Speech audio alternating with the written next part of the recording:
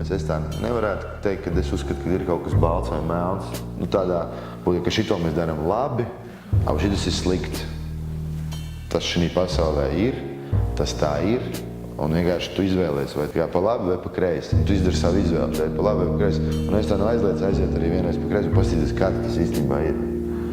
Jā, tā kā bieži vien mēs ieliekam sev kaut kādā tajā tēlā.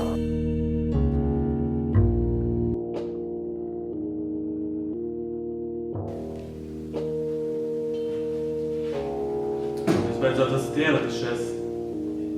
Es domāju, ka jūs varat piedalīties formā.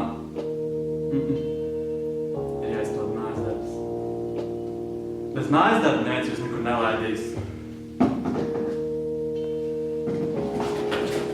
Lūdzu, ejiet pilsētā un stundu staigājiet.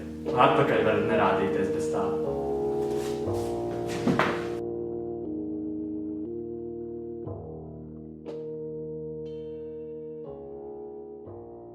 Tātad, labdien!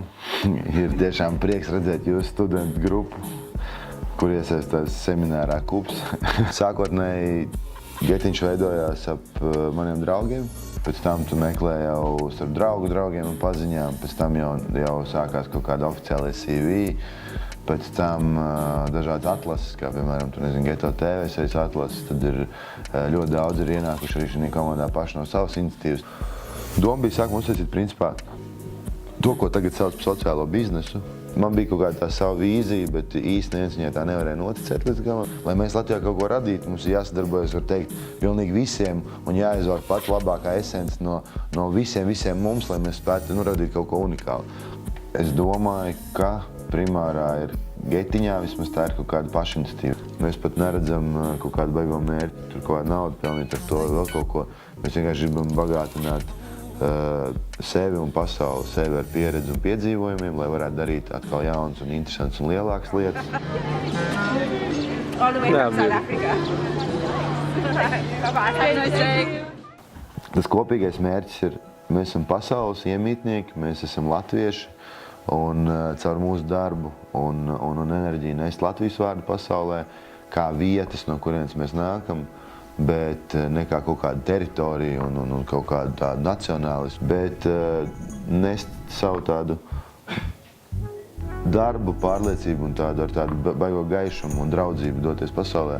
Jo pirmais kolektīvam jābūt kaut kādām basic tām vērtībām, pēc kurām mēs dodamies kaut kādā ceļā, un tad mēs varam sev izvirzīt mērķus un ticēt, ka tiešām tā komanda varēs turēties kopā un kādā brīdī kāds būs vājāks, tad stiprākais palīdzēs un otrādāk un tā, jo ne jau vienmēr arī es varu būt tik stiprs un tā, man te katrs ir glābis entās situācijas un par ko arī milzīgs paldies katram. Vispār runājot par komandu kā tādu, jums ir bijuši kāda domstarpības ir bijušas, vai ne? Neteiksim, ka domstarpības, teiksim, kad kāris pat ir bijuši traģēdijas. Un kā tās tiek risināts tā, ka pilnīgi civilkarš un tā? Ar civilkaru. No pagājušā rudens es pats biju diezgan lielā tādā depresijā nonācis, jo es kaut kā nevarēju pats kā līderis īsti sadzīvot ar pavisam vienkāršu lietu, ka mēs visi esam dažādi.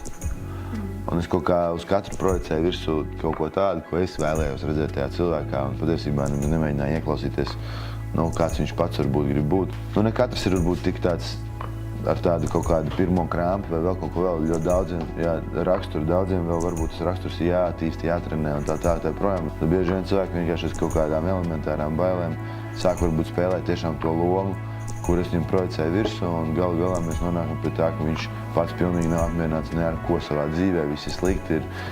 Es nonācu pie kaut kādām tādām atziņām, kad ir tā teikt jākop savs dārs, un visi tie cilvēki, visi, kas mēs šeit esam, mēs esam tāds kā dārs, un ja mēs viens otru mazliet palaistam un paraujam ārā kaut kāds nezāles liekas, kas ir apkārt un tā, tad mums visiem būs labāk, un tā ekosistēma, tā vide un klimats mums komandā būs daudz labāks.